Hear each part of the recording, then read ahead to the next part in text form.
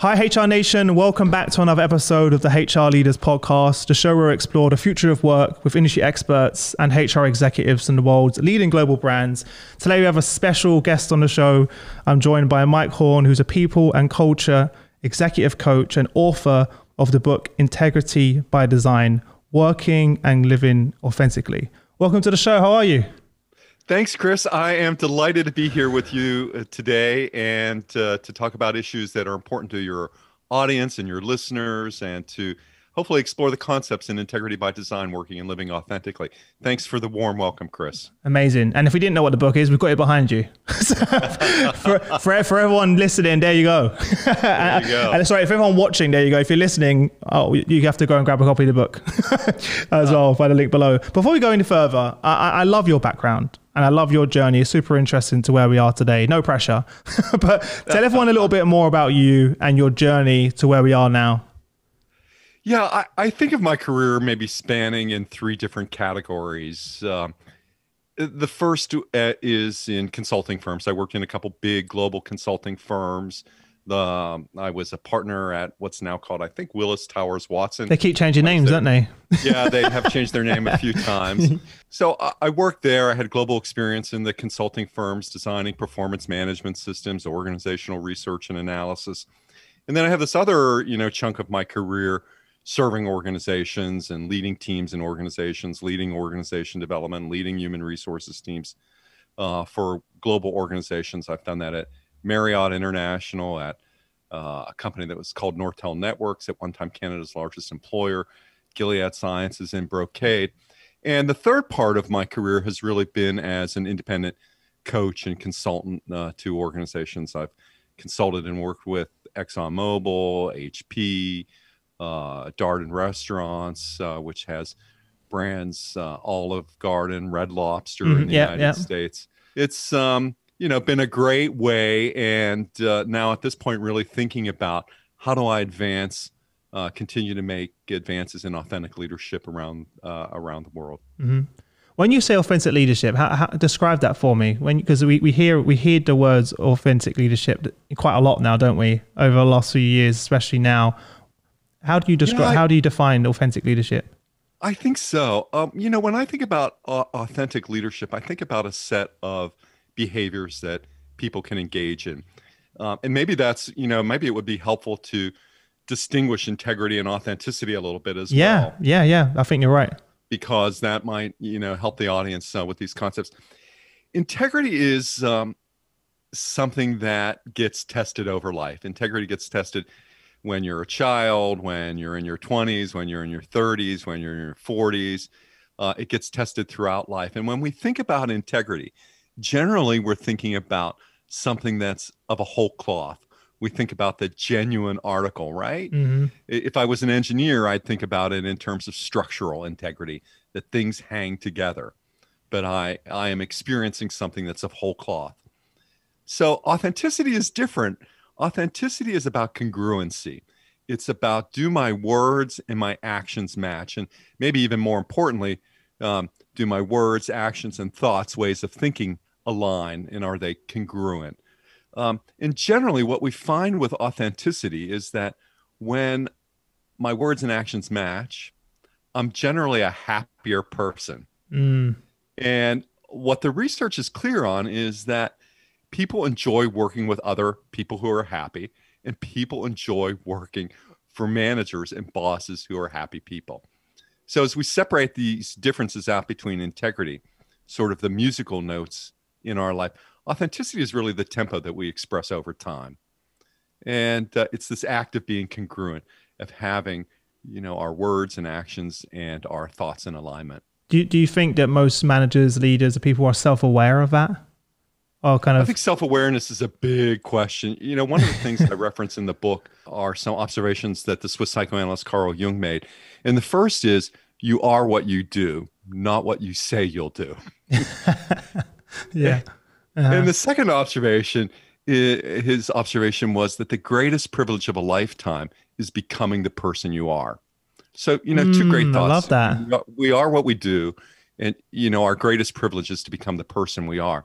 But his third observation sort of puts it all in perspective for us, I think. And challenges or encourages us to think differently as leaders. And that third perspective was that if you want to create any meaningful change, you have to accept where you are.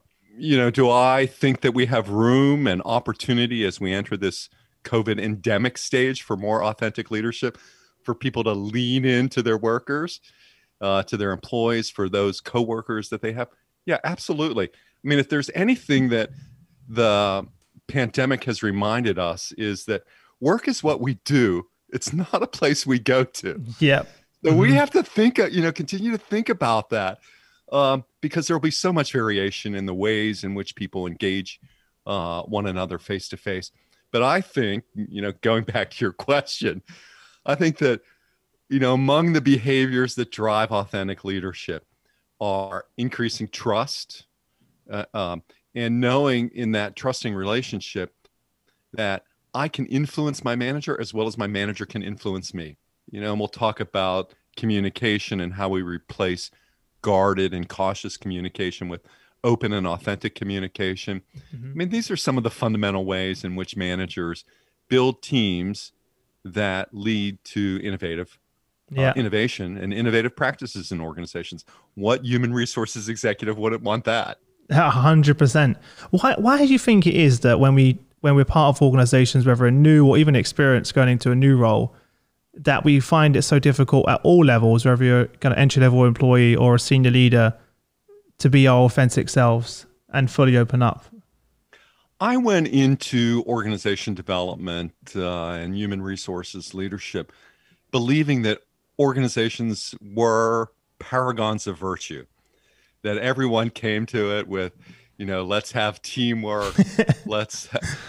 And what you learn, quite quickly is that organizations are fraught with politics, they're backstabbing, people advancing, people who often believe that it's self-interest over service. Yes. And I think when we make this leap to authentic leadership, we decide to choose service over self-interest. And that still means, my affirmation around all of this is that together we rise. And, it operates out of a set of humanistic values that I think are so important in the people business, in the people and culture business. And for me, those are grounded out of every individual is worthy of love. We treat others with respect and with dignity. And we bring diverse ideas and people around us in order to grow inclusion. And that, I think, not only makes us better people, makes us more authentic, more genuine in our expression, but it also builds better teams and organizations. It's also super exhausting, though, right, to do the opposite.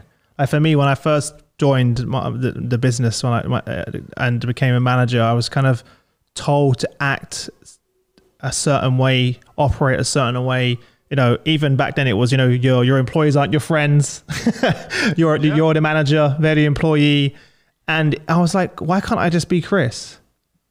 Shape up or ship out. Yeah, why can't I just be me? Why can't I have conversations with my employees about how are you feeling? It was, you're the manager, they're the employee, you're not friends. And I found that really difficult. I was like, to be Chris. I'm like, can't I just be me? It's so interesting because as I reflected during the launch of Integrity by Design just a week and a half ago, 2 weeks ago, I was thinking about, why did I write this book? What was my motivation? And I can summarize it now upon some reflection and introspection, that I wrote this for people to have a best friend at work. I think that's important. I love that. Gallup's research supports that with the Q12. It's one of the items on their engagement survey. I have a best friend at work, strongly agree, strongly disagree.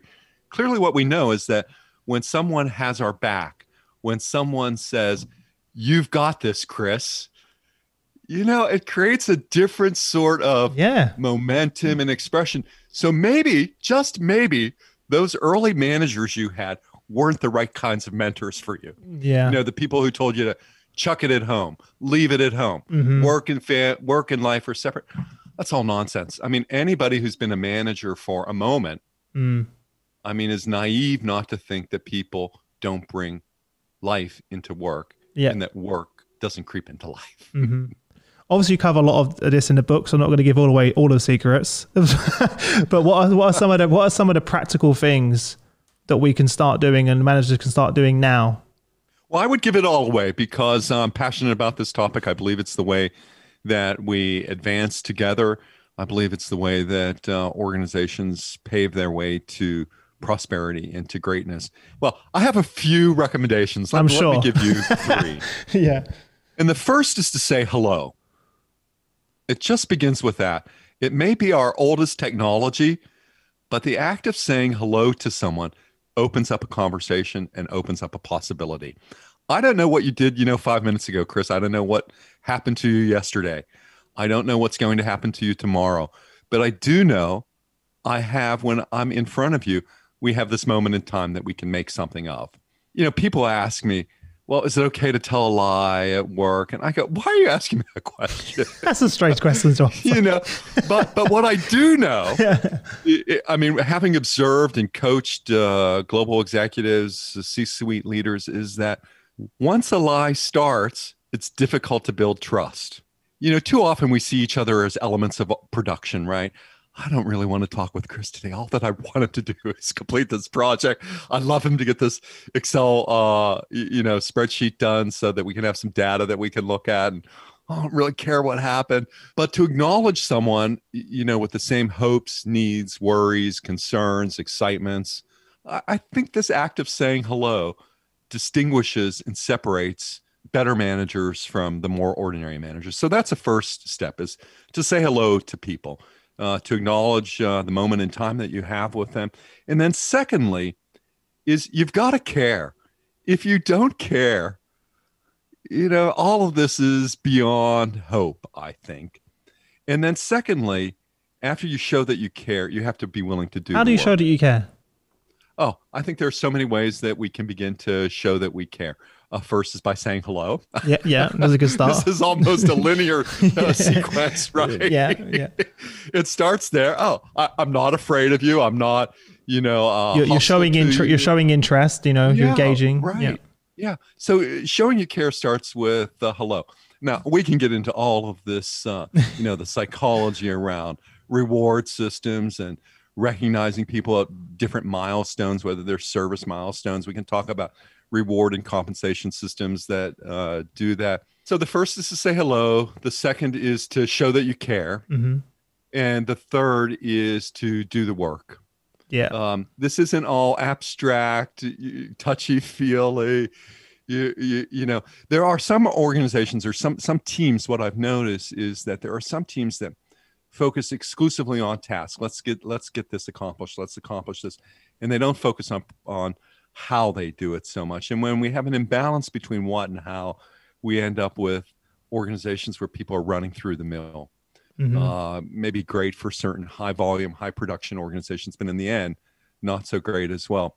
The act of, showing someone that you care by saying hello, by asking them a question rather than a statement, these are ways that we demonstrate that we can do the work. I don't think it has to be elaborate. I think it has to be keeping some singular principles in mind about what are your values and how do they guide you. You might say, hey, have I ever met an authentic jerk? Of course. Yeah, it's true. Yeah, that's true. So this really has to look. And in human resources, I think we've encountered all kinds of things. I've led global human resources teams with people based on different continents, and have had the pleasure and success of planning succession for organizations and how people move through the talent pipeline. There are conversations that we need to have with one another throughout our working experience. And the goal should be towards the long-term optimization of the person, because that person can offer so much value. And if it's not in your organization, maybe it's in another organization.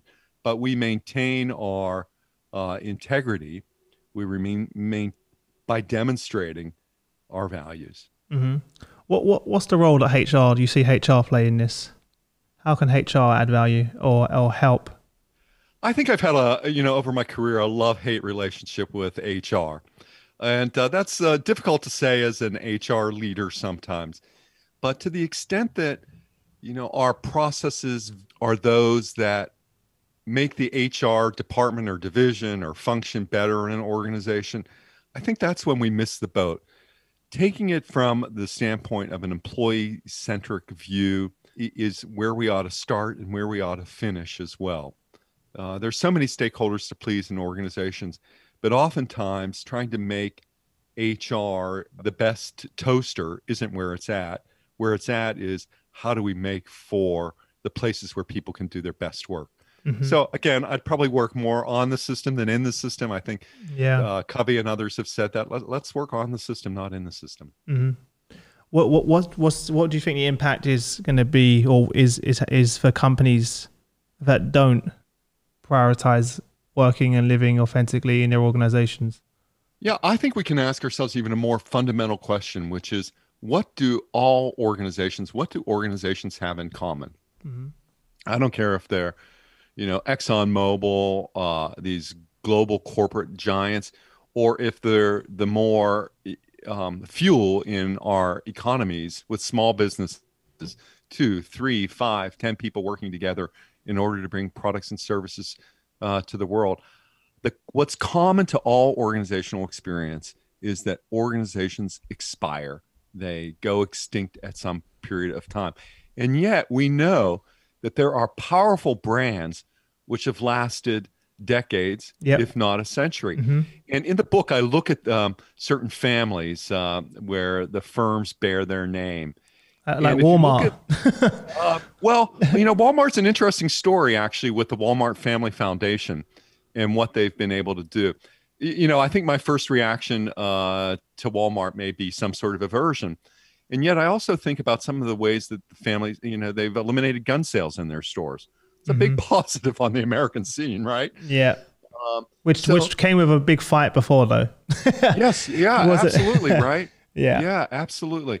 And to think, even people like Michael Dell, and you may question some of Dell's earlier transgressions relative to finance and money, but the Michael and Susan Dell Foundation doing some amazing things in the world, as well as Andre Hoffman of the Roche Corporation. Mm-hmm. Andre is probably one of the leading environmentalists in working to change the corporate landscapes in terms of environmentalism. So there are all kinds of amazing things that people are doing who have resources and those who don't have resources as well. And I think that comes back to thinking about the dignity of work and the values that we bring. Yeah. What about the communication element? Kind of what advice do you share to leaders in the book, and obviously that you've learned over your career, as pieces of advice you'd give in regards to communication? Because kind of this is where sometimes communication or bad communication can cause a lot of these issues along the way.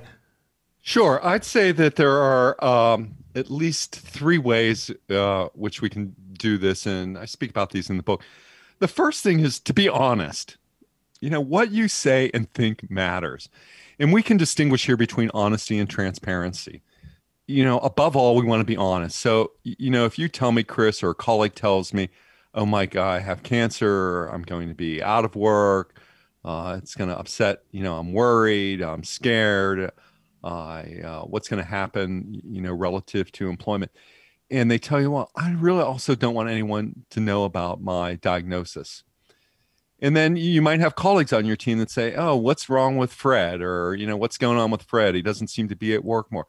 I mean, these are the differences between honesty and transparency. In order to have integrity around the agreement that you made with Fred about his diagnosis.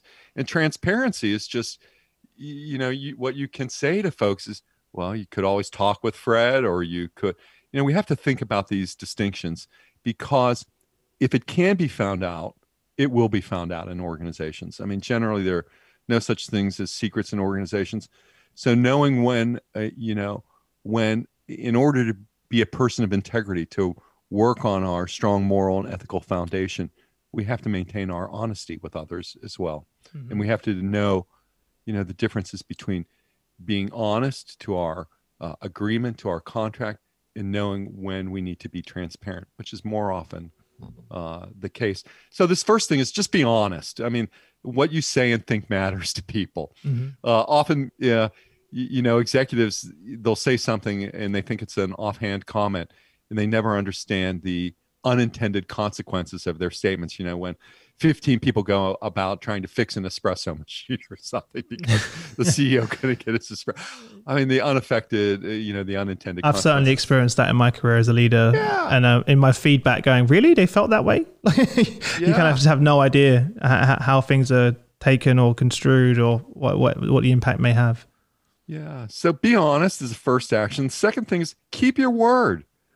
If you say you're going to do something, deliver. If you can't deliver, say why you can't deliver. But keep your word. Be open to others and to learning. And then the third thing just goes back to, I think, what's a consistent theme relative to authenticity is match your words and actions. Mm-hmm. And if you're having difficulty doing that, find some courage. Do you think that you have to be, a bit of a random question, but do you have to be a good coach to be a good leader? I think we used to think that coaching was a separate managerial activity. And coaching is so challenged. The Olympics are often an easy way for us to think about coaching and judging. You have a team of judges who hold up scores at the end, right? Mm-hmm. 0 through 10, and you get a number. A coach doesn't do that. So this, we create sort of messes for ourselves in organizations when we think about, performance management and assessment, and organizations that require managers to do that, where they have to put the number hat on. For some, it's difficult to move into the coaching arc, into the coaching journey when those exist. So I think that's why we're seeing so much progress in the restructuring and elimination of performance management tools and systems. Yeah, because it always felt strange to me as a manager to have those. That's why we all hate those conversations. And I used to make a living at selling performance management systems when I was, behaviorally anchored rating scales and all kinds of other cool ways to make a person a number from 1 to 10. And boy, we should have seen it when both ends of the spectrum just dread that time of year. To have that should be your sign, right? Because it should be exciting, right? To have those conversations. So when I have those conversations with my team, which are very not enough to be honest, but definitely more than once a year, it should be an exciting conversation that you look forward to, that you really want to, you can't wait to share your ideas and get feedback and give feedback and because especially within the startup, things are moving so fast that if you did it in the old way, it'd be crazy because things are changing every day. How do we make that a sustainable experience? Yeah, it's true. I think it kind of has to be part and parcel of your one-on-ones and your conversations daily and just every interaction. I learn from my team every day. Like, as I mentioned to you before this show, this is our first day back in the office together. And I can tell you today, even though we've been doing the Zoom calls consistently, it was a different level of engagement and communication and collaboration and problem solving and so many things today. Even though we were speaking online for a year, we've solved so much today.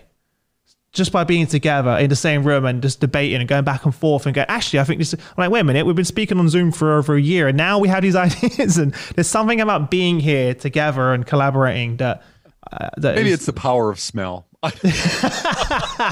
Yeah. But I like to think of it as something more than that. No, there is something definitely more than that. The energy, like the excitement from everyone and just everyone bringing something that, we kind of had an agenda today where people could kind of bring what they're working on, what they need help with, and we're just kind of helping each other through that. But it was so nice. But doing that over Zoom, you can do it, but it just doesn't feel the same. Yeah, and maybe it just adds to what we were talking about before. We talked about some tips, some ideas about being honest and keeping your word and matching your words and actions. Maybe there's a fourth point in all of this too, and it's don't cheat, don't skimp. Strive to bring more of who you are to every situation. And it sounds like, a first day back in the office in person, really helps to create that, have people bring more of who they are to what they do beyond beyond the one dimension of definitely. Before I let you go, what is the impact do you want to have, on this world, and what is the impact do you want this book to have? Well, the impact is to grow authentic leadership in the world, to help people to bring more of who they are, to bring their best to every situation, And that's my mission and purpose, is to advance authentic leadership in organizations and to help leaders and executives to do that. Amazing. Well, you're definitely doing incredible work, and I appreciate you coming on the show, and I'm super excited to read the book. And as are you doing incredible work, Chris. I mean, I'm trying my best. To your journey and hearing your journey and the ways that you're leading, there are lessons there for all of us. And I think you ought to author, a short form posting on authentic leadership and what you've been doing. Oh yeah, it's sometimes you don't even realize it, because I feel like I'm just learning from my team all the time. To be honest, I've never, I don't really study this. I just kind of do what feels right. If that sound, and it doesn't sound, I don't have a strategy. Maybe I should, but it just feels right to care, to have conversations, to value people's opinion, to listen, even though it's hard sometimes when you're wrong. And what can we do, Chris, to bring more of that to the world? Because certainly you've had an experience in an organization that wasn't like that. I think that's also why I'm a bit more conscious about it, because I've been led in the extreme opposite of that, which was awful, to be able to have a manager that you couldn't speak to.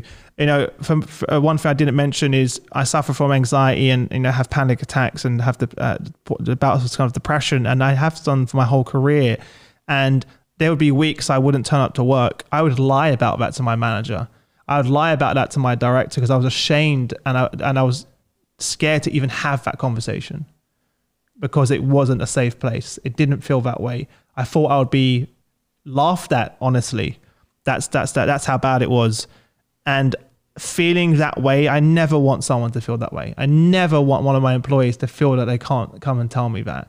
That was horrible. It was one of the reasons I quit my job and started this, is I felt that if this is what it's going to be like, and I have to kind of live this lie, and I can't be me, and it's causing this anxiety, and it was a big detriment to my mental health. And it also took me a while to open up to my team and say, you know what, Shane and Jane, I can't come in today. I'm not feeling well. I need a break. And see the joy you're bringing to the world now. Yours was a rather dramatic action in relationship, quitting, leaving an organization, starting something new. People often feel trapped and unable to do that. Well, I felt trapped for probably, I would say, close to 8 years. It took me that long to build up the courage, where I was like, it was doing more. There was more. I would rather quit my job, even though I had a mortgage to pay, a family to provide for, and go out on my own, than live with that. Oh, that's working on the greatest privilege of a lifetime. Yeah, I get to spend time with these incredible people. I get to people like you every day. The fact this is my job is sometimes even blows my mind that I get to do this for a living, and I'm doing it on my own terms. And not only that, it's impacting people all over the world who listen to the show, and all of the leaders that walk away, and it impacts millions of employees' lives. So it's a good reason to get out of bed every day. Our need to embrace uncertainty, if anything, the pandemic, and as we move into its endemic stages with COVID, I mean, how we think about our ability to do our best, and to have the kinds of environments. People can make a difference in all of this, and just as you've done, and they're making a difference in the lives of those with whom you work and the larger world.